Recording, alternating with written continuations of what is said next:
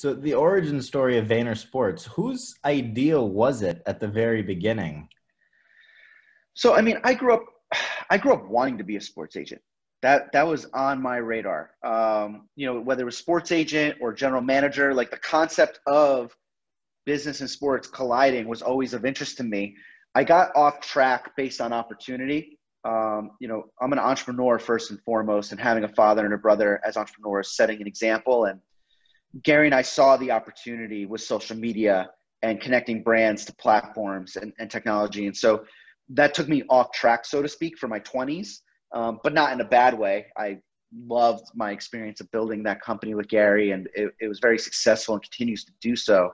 But really what ended up accelerating the transition was, first, prior to deciding to starting VaynerSports, I decided to step away from VaynerX.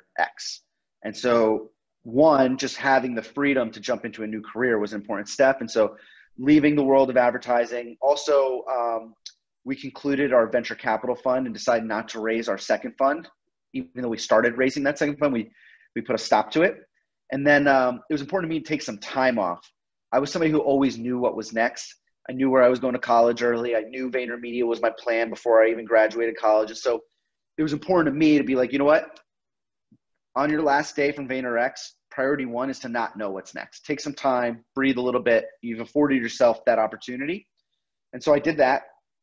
And then really what happened is, after like a month or two of relaxing, playing golf, walking the dog, spending time with my wife, it's all pre-kids, I started kind of getting a tiny bit bored and started jumping back into kind of the investments that, I had made either personally or through the fund. And one of the investments that Gary and I had made personally was in a boutique sports agency called Symmetry.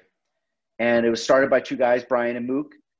Brian's still a partner of ours today at VaynerSports. Mook has gone on to do some other things that are interesting to him. And so, met those guys. And like I said, grew up wanting to be a sports agent or a general manager.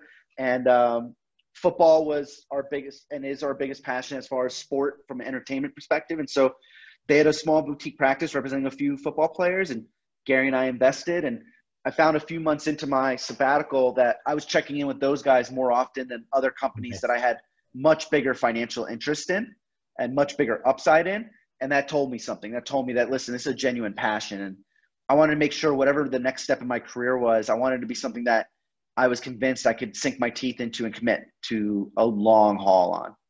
That's awesome. And then what's the primary goal? Now you're diving into, all of these different sports, not just, physical sports, but you could make that argument for video games too, for esports. But how deep and far do you want to go, or whatever it is? Like, if there's an Oculus tournament that becomes huge, that's what you're going to go into. You want to be where the excitement is. Yeah, I think we want to skate to where the puck is going. I think it's a situation where our expansion, if you look at our expansion, if you asked me 2 years ago what would be next, I wouldn't have said baseball, gaming, and MMA. That wouldn't have been the order. It probably would have been basketball next as far as preference go or as interest goes. But, running a business and having a passion for sports in general, the way that we're looking at it is our expansion into new sports is going to be opportunity-based. And that opportunity can come into a few different elements. It could be finding a partner like we did. Greg Genske and his team on the baseball side has been a match made in heaven. Just a great partner that brings in a great viewpoint, great amount of experience, and a strong sense of collaboration. That's why baseball made sense to us. Same thing with Lloyd Pearson, who is our head of MMA. He brought over a client roster and a set of experience, and again, collaboration. That was just a no-brainer.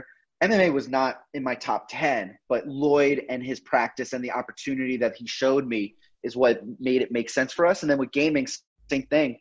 Gaming was not in my top 10, but what Kyle Giersdorf/Bugga has been able to accomplish as an athlete in this vertical. And then also, like you said, and what we talked about, the trend of how much gaming matters in our society. Then we also like the overlap of gaming across other traditional sports. The vast majority of our football players are playing Call of Duty right now. And so that's interesting. My brother's an owner in the Rocker, a Call of Duty franchise. And so that intersection, that synergy is also quite interesting for gaming. And so future sports, it'll either be finding a great partner, finding a great client, or finding a great trend. And we're going to follow those things. We're seeking greatness for our expansion.